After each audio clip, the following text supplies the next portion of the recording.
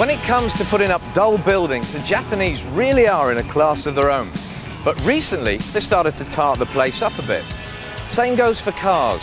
They spent years churning out boxy transport, and when they got that right, they turned their attention to sports cars. And they gave us stuff like the 240Z, MR2, the Celica, and of course, the Mazda RX-07.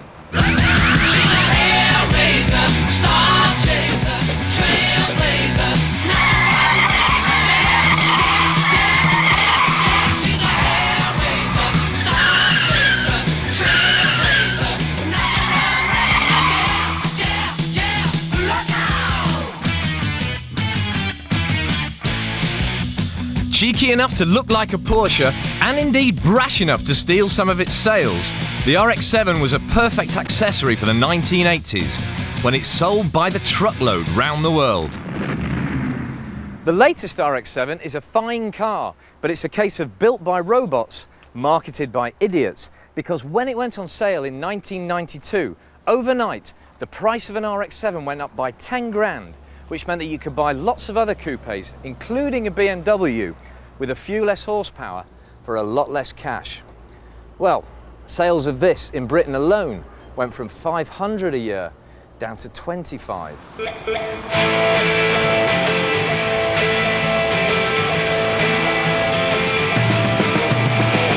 At times like that, you can either call up international rescue or build this, the new top secret replacement, the RX-01.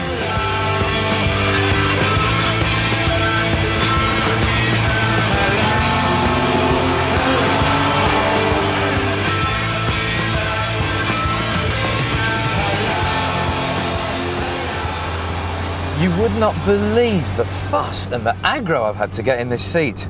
They've checked out my driving, they've gone through my hair for nits, and they've scrutinised my driving licence with a microscope.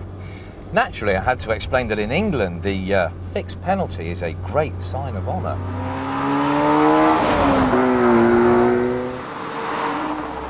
Well, they've obviously learnt the lesson from the MX-5. Keep it simple. This car is about 400 pounds lighter and much smaller and more compact than its big fat daddy. And at the same time, they've managed to bring the heavy stuff like the engine and the fuel tank much further into the wheelbase. As a result, well, like the MX-5, it just handles brilliantly. Life is also a lot simpler under the bonnet, though you wouldn't notice from that glorious sound. The rotary engine is still there, but all the turbos have been ditched. However, thanks to some clever jiggling of the plumbing, the RX-01 is still good for 220 horsepower and 140 miles an hour. They really are breaking with the past, because whereas the old RX-7 interior was all dark and moody, this is like Notting Hill Carnival. I've got red, silver, chrome surrounds, carbon fibre all down the centre console, and then this big jam roll for an airbag. It works really well. I just hope that when they come to build it, they don't bottle out. Ooh. God, I feel like Alec Guinness in that box. I know you probably won't, lads, but when you build the real thing, please don't forget the air conditioning. Now, because they've moved the engine so far back, it means they can put in this steep, sloping bonnet, so you get this stunning front end with a huge spoiler. It's absolutely gorgeous, my favourite part of the car. I'm not as mad about the back end, but you have a look at that yourself. I think I'll stay down here. They say that this time it's a proper 2+2. I don't know, it's funny, all car companies come out with that one. Maybe they use that bloke off Fantasy Island as the model. There's no doubt the RX-01 has that extra dash of spice which makes a car special. But before you take a hammer to the piggy bank, hold on. Apparently it's not enough these days just to build a car that's fast and gorgeous.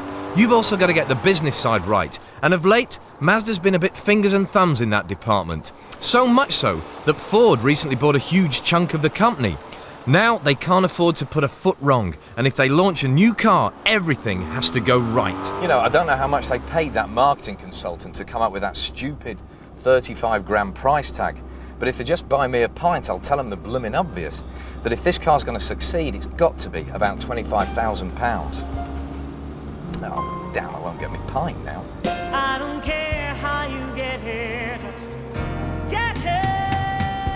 I actually met the big boss of Mazda the other night, and I asked him, I said, now come on, when are we going to get this car?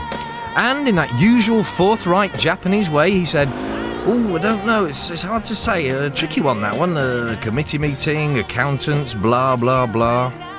Now come on, stop dithering, just get your spanners out.